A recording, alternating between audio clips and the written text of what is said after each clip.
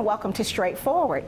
Today I am visiting with my amazing friend Lauren Great, and Lauren has traveled all the way from Charlotte to come home and share with us about these two wonderful books that she has written, and now she's a published author. You're on Amazon, and for those that know Lauren was originally a part of the production team here, and at one point she used to produce Straightforward with Gloria Strode. So Lauren is very special to me. She helped me when I first started trying to figure out how to do this thing, and got a lot of great coaching from her. So Lauren, welcome. I'm so glad to see you. Hello. And you are just amazing and fabulous since you left us and traveled the world and went to Korea and lived in Charlotte and then just coming back to Columbus. And I am truly grateful that you would take the time, because that's a nice little ride. Of course, your mom is still here and all of that, but still to come down and be willing to share. I had a lot of support in Columbus. I would never have done this anywhere else. This is my home. Okay. And so share with our audience, of course, we know you graduated from Muskogee County School District, and then you went on to college. I want you to share with our young people, because a lot of them know you. They're adults like you now, but just for the young people that have a dream.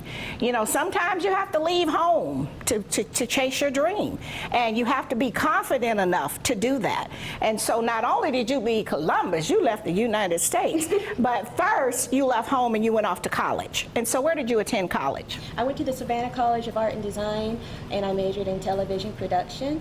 I went to the Atlanta campus though, because I have a lot of health issues. And right. Another thing that I felt like, oh man, the world is telling me I can't, so I have to push a little bit harder. Right. I went to the Atlanta campus to be near my doctors. And I still graduated with a really high GPA. Right. I did my thing, and I was like, okay, this is just the first stop. Right.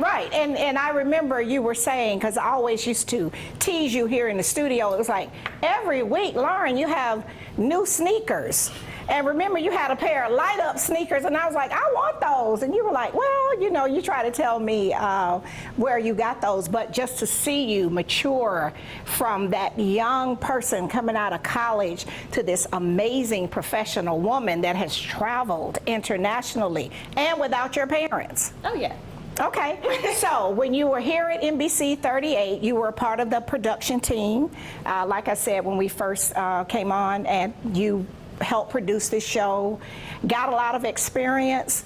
This was more like a family environment. Of course, this is not like CNN, so we had to just kind of make things work sometimes. But you were one of those people that could figure it out and get it done. So you had really good training at Savannah. We call it SCAD. SCAD. Yeah, SCAD. So you did have some good training in there. Absolutely. A lot of SCAD was, they have a TV studio there about 3 times their size, and I got to learn every aspect of it, from lighting to cameras to storing away cords properly. They gave me a full experience. Really? And then here I remember you doing the closed captioning. Yeah. See, and that's what I tell people. There's a lot to TV. It's like a wedding. Yeah. You see certain things when it's airing, but there's a lot that goes on behind the scenes that people don't see. And I would know, a few of some of the other ones would not be happy about the closed captioning, because you got to be focused and paying attention, and of course that's something you learn to do, but those were skills you were acquiring to go to where the next assignment was. Right. And so after you left NBC 38, you went on to South Korea. South Korea. How did that happen? So I had been unhappy at NBC 38 for a while. It just seemed like they weren't as focused on my growth as I was. I was just kind of pigeonholed into a position. And I kept seeing ads for teaching English abroad, and I came across one for Korea, and I fit all the criteria. And then I was unfortunately let go for NBC 38, and that was just God's way of saying, go. Go. And I did. Okay.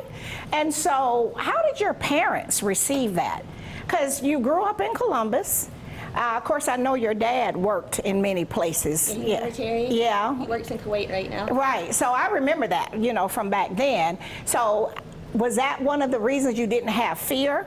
Because for people that have lived in Columbus and never lived outside of Muskogee County. A lot of people that were really afraid for me, but my parents were not really fearful people. My mom's a creative, she's an artist. My dad's creative and just fearless in general. So going other places was not something I was afraid to do. It's always something I felt like I had to do to be more myself. Okay, and you were comfortable, and they were comfortable, and they were in agreement with you going to a foreign country. Oh yeah. Okay. They were. My mom was nervous, but my dad was excited. And at the end of the day, my mom was proud of me. Even though you're just going so far away. Well, that's what mothers do. And so, where were you in Korea? I was in Jeju Island. Okay. Resort Island. Very beautiful. I used to see some of the food things you would put on Facebook. So I was watching, even then you didn't know I was watching. And so that was a great adventure for you. Absolutely. And so what grades were you teaching? All grades. Really? Yes, it was stressful, but it was awesome. So I went through preschool. At the end of the night, I had my high school students, and they were really neat. And so how was that, a full day, or how did that work? I worked from 1 to 9. 1 p.m. to 9 to at 9. night. Really? Yeah. So it wasn't early morning school like what we had? Oh no. Okay. Because it's English school, which is an elective, so they would go to regular school, taekwondo, tutoring, then come see me. Oh, really? So they had a full day. They said the average Korean student starts their day at 6 a.m. and ends it at midnight. Really? So stressed by the time they got to me that I just wanted to keep energy high and keep it fun in the classroom. And so how long were you in Korea? 6 months, and then COVID broke out. Ah. And all the teachers got a letter from the embassy saying, we cannot secure your stay here. And Right. I went home. Which was wisdom. Okay, so COVID, you had that experience, the great food, the culture, great for the resume. COVID changed the world. I mean, we're still trying to figure it out now. I know it changed it for this show. And of course, you know, one of our other friends, Sharon, who worked here, was our receptionist, and she passed away from COVID. And so COVID was just a game changer and a life changer in many, many ways. But you had the wisdom to come home, and then once you came home, you decided you'd go on another adventure. Okay, so before we get into that, we're going to go to our first sponsors, and we'll be right back. All right. We'll be right back after word from some of our sponsors. Straightforward is brought to you by State Senator Ed Harbison, serving the citizens of Georgia's 15th Senatorial District and on the front lines for veterans every day. Progressive Funeral Home, family owned and operated since 1952. The George Ford legacy of high standards continues today in the compassionate and professional services provided, a touch of dignity for those who care. Progressive Funeral Home, 4235 St. Mary's Road, trusted by generations. Whole Patient Healthcare. Dr. Jada Rimes-Bacote is board certified in family medicine. She believes the best patient care includes practical, individualized lifestyle changes. Located at 1338 13th Avenue, Columbus, 706-641-2080, or visit wholepatienthealthcare.com. And welcome back to Straightforward. I'm enjoying this wonderful visit with my amazing and fabulous friend, Lauren Great. I'm so excited that you would just consider driving home just to do this with me. You helped me on this journey, and I was just excited to see and learn all the great things that you're doing in your career. And that's what we're supposed to do, sisters helping sisters, lifting each other up. So I'm supporting your dream because you supported mine when it was really crazy and I was still trying to figure it out, and you knew the answers. So you've written 2 books. The one that really intrigued me was Naps on Laps. What is this book about? It's about all the places your dog naps waiting for you to come home. Oh, so you are a big animal lover. Love dogs, love all animals, but I love dogs. You love dogs. And so who was this dog that was always on your lap? My sister's dog, Stella. She always Della? Stella. Stella. Okay, Stella. Stella Rose. Stella Rose, like the wine. So Stella Rose was always following you around. So she's the grand dog. Yeah, she's 6 pounds, 6 whole pounds. And what kind of dog is she? She's a Shih Tzu, so she's half Shih Tzu, half Toy Poodle. Okay. And she's about this big, and I was just a lap to her to sleep on. So wherever you were, she would seek you out. And sleep on. I have fallen asleep in my room, woken up to Stella sleeping on my back. Really? Yes. My goodness. Not with her mom, but with you. Okay. And so you were so touched by Stella's love for you that you wrote this book about Stella. Well, what we have seen, though, Lauren, is that the pets really make a difference for individuals that live alone. They are very good companions for the elderly. Absolutely. Even when people are sick, I've seen. And of course, we know that the dogs are used for the military when they have PTSD and then some other disabilities too. But I know a lot of the, former military guys, they have the dogs. You'll see them in the airports and everything. It's been a big help for my dad to have pets, so when he comes back here full time, he'll definitely be getting 2 or 3 dogs. Really? My mom doesn't like it. Oh, Lord, and that's very expensive. Because having pets is like having children. Tell me about it. You got to take them to the doctor. They got to have treats. The funniest things, now they have clothes, and I saw on TV where they had Crocs. I know I'm getting the Crocs. I'm getting us matching Crocs, and I hate myself for it. I do too. I do too. I mean, really. And so they had actually sold out, and I saw that on the Today Show, which is NBC. And I said, they have Crocs for the dogs now, right? And so you recommend having an animal. I absolutely. If you live alone, and you were saying that the dog is going to always be there waiting when you come home, waiting to get in your lap. To love you. Like, a lot of people don't feel loved in this world, but as long as you have an animal that you're being kind to, they're gonna love you. And like, it doesn't, They're loyal. Loyalty, and they're gonna be kind to you. So you can have all this stuff going on outside, but when you walk inside, you're met with instant, unconditional love and excitement, and it just makes all of whatever just happened to you go away. So it's good for stress. Absolutely. It's good for stress. I've struggled with anxiety and depression most of my life, and my dog has been a real source of joy for me because she needs a lot more care. She has a disease. She has vestibular disease. What is that? She has vertigo for dogs. But Okay. Well, honey, you can be in the menopause and have vertigo because it makes you have the woo, woo, woo. Yeah. It affects her, so she can't jump. She can't jump up on anything. Really? Because it's like she gets instantly dizzy and she falls. Okay, so what is your dog's name? My dog's name is Noe. What is it? Noe. Noe. Well, she would have a designer name. Lauren, you are just too fabulous. Okay, Noe is your dog, and what type of dog is Noe? She is half Feist Terrier and half mini Eskimo. Okay, so she's bigger than Yeah. Stella Rose. Yes, she Okay, is. Stella Rose is the queen of it all. Yeah. And yours is just the princess. She's just a princess. Oh, okay. absolutely. Okay, and so you are very attentive, and you keep saying that you had, when you were working here, a disability. So I remember once you were getting tubes in your ears. That wasn't tubes. They had to actually rebuild my eardrum and widen my ear canal. That's the surgery I had here. Uh-huh. That was the worst surgery I ever had. I've had 12, 13 surgeries. Have you really? Yes, I've 8 of those throughout high school, back to back to back, and then a few more as an adult. And I rather repeat all my other surgeries Than to have that ear one surgery. surgery. Okay, because I know you would always say that you had some health challenges, and I just thought, because it's a common thing where people get the ear tubes. I mean, I'm not saying it's easy, but you hear about it with babies. I'm a grandmother, I have a child, and I have 4 grandchildren, so it was like, oh, okay, so I thought that's what it was, but it was really more serious than that. Yes, I struggle with something called cholesteatoma, and it's just a growth in the ears, and it eats away the ear bones. So even though my hearing and my nerves of hearing are technically fine, I don't have middle ear bones to actually make the connection. So I do use hearing aids too. Okay, and so the dog with the exotic name, which I'll never remember, he's there for that comfort. Yeah. And you are very honest and free about speaking on the anxiety and the depression.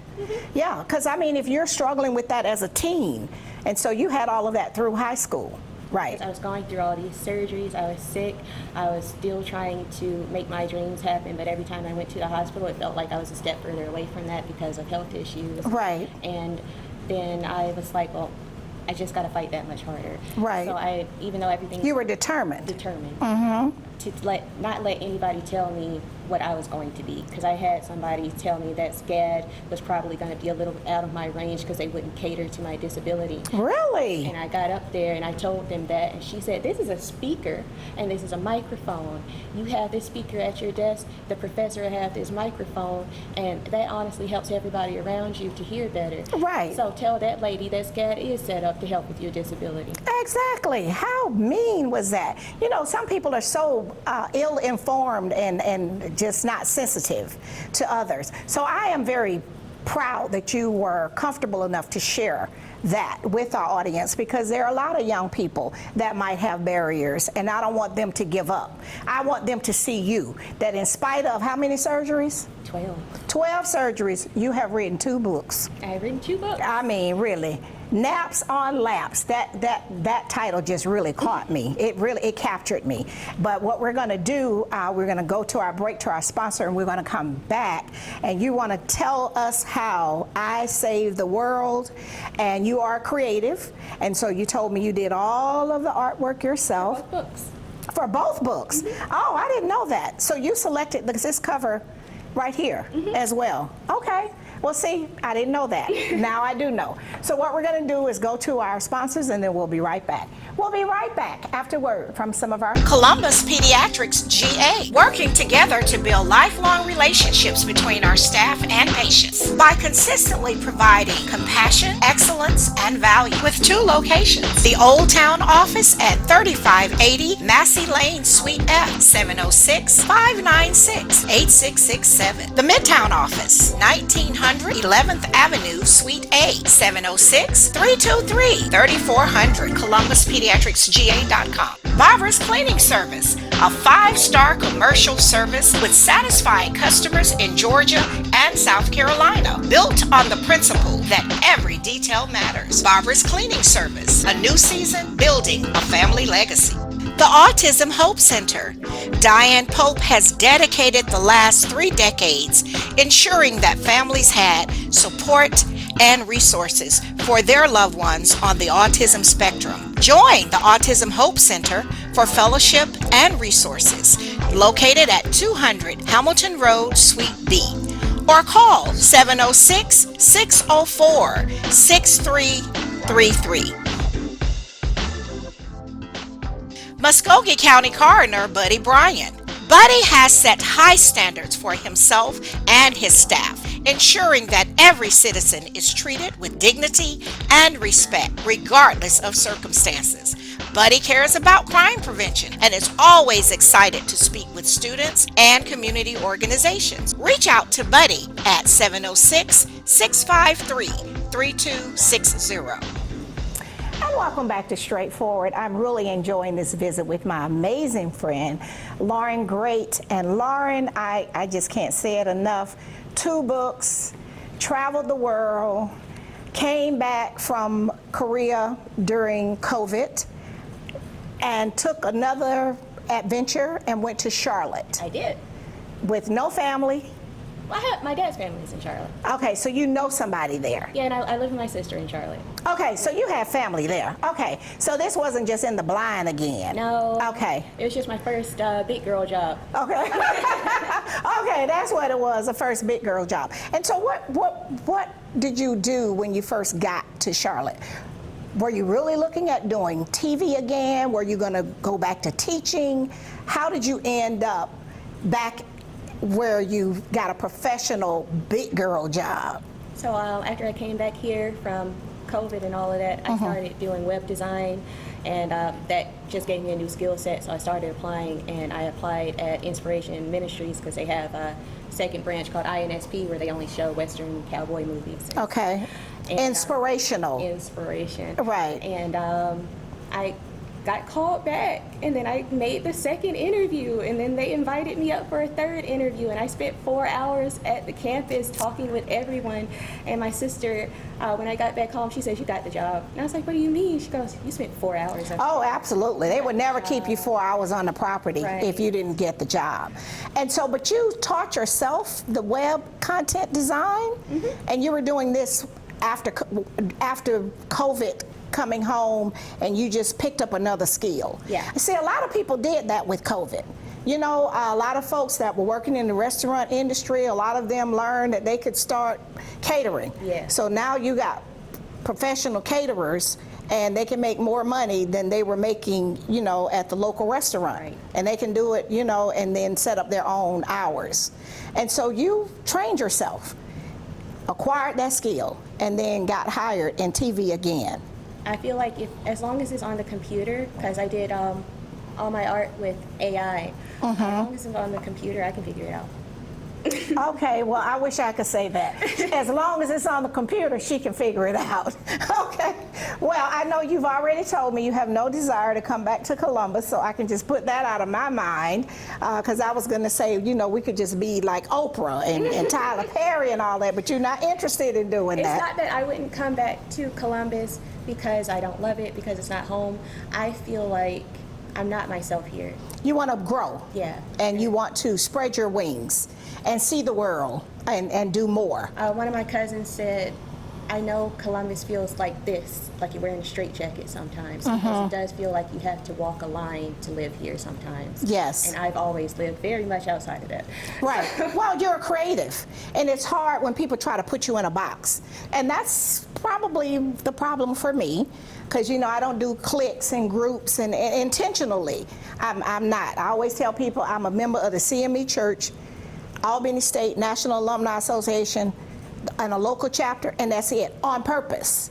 Not that I can't, but I just don't like having to be boxed in and being told how I'm going to proceed forward, what I should and should not do.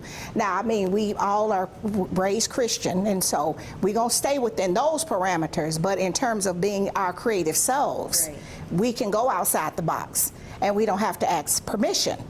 And a lot of times people want you to ask their permission to follow your dream. And so we're not doing that. And so that's probably why I like you so. We were good friends. But turning a certain age, Yeah. I got tired of asking for permission in a house where I pay bills. Right. And in a country where I pay taxes. Right. So I stopped asking permission, and I started doing it myself. And that's why I wanted to self-publish, because I felt like sending my work out to publishers was asking permission. Right. And they could say yay or nay, this is not a good book. And we hear that about very successful people all the time. And so tell me about I Saved the World. What is this? How did you save the world? And you said you did the artwork. Of course, we know you are a creative. And so what is this book about? So I actually wrote this in high school. Did you? Yes, about a little girl walking home from school, and she imagines that she saves the world from aliens. And I didn't think about putting this into book form until Dr. Seuss, and to think that I saw it on Mulberry Street was pulled from the market because of racist imagery, and that was one of my favorite books, because it was about a little boy, and he's walking home, and he sees these amazing things. And Right. And he's thinking about the story that he's going to tell his father when he gets home. Right. And I love that story. My dad would read that to me all the time. And now that it's pulled, and I didn't want it to be out there, the racist imagery. Right. Because, no. No, we don't. We want to be Positive. in a positive light, Right. and we want to be projected that way. So I Right. thought, well, I'll just turn mine into a book, because kids still need to know that coming up with a funny, amazing, crazy story is still so necessary to the human condition. Yes, and that way you could address some of the tough issues that children face. Because in this, she questions an adult, she fights back, and she uses her own deduction to know what's good and bad. So it's not just her imagining things, she's also using critical thinking skills, and she's not being bad. Right, she's not being disrespectful. Respectful. She's just challenging some of the things that she see. Right, so I think there are aliens that we encounter all the time. You know you're right. That we don't perceive as Right. because they're a responsible adult. Right. So we don't question them, but like if I wasn't taught by my parents at an early age to follow that uh-oh feeling and question what was wrong, I would have been in some situations. Right. So I also want kids to like learn there's some bigger words in the book, so I want you to learn new words, but I also want you to learn when to question the situation. Exactly. And just because it's the older person, it doesn't mean that it's always right.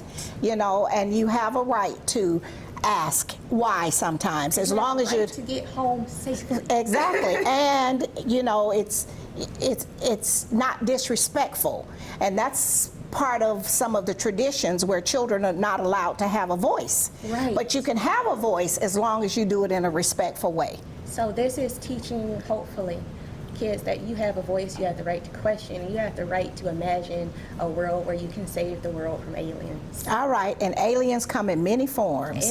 Yeah. All right, so where can we find these books? Amazon, they're all on Amazon. I am looking for other avenues to sell my books, but for right now, Amazon. All right, and so when you come back home again, I know you just did a book signing last night, but then the next time you come, I'll probably have a new book also, then we'll, you know, have to make sure we set up a book signing. And so how can people find you? How can they locate you? I am on Instagram at Lauren_so_great. I'm also on Facebook and TikTok under the same name. Lauren So great. like Lauren So Great. Okay, Lauren So Great. Such a creative, I tell you. Well, I cannot thank you enough. I didn't realize that this book was that deep. I just thought, okay, this kid is going home. No, but really, it's a book that I would get for my grandchild. It's an important lesson. Our children have to be able to be free to think and to not have to follow the crowd, because I was a social worker, and that can be a bad thing when you are just a follower and not a thinker. So I want to thank you for coming so far to do this. We will do it again, and I know that your future is bright. And as I tell some of the other people, when I call you, take my call. All right? Always. Okay. Take your call. All right. Okay. Thank you so much. This has been straightforward. If you don't stand for something, you will fall for anything.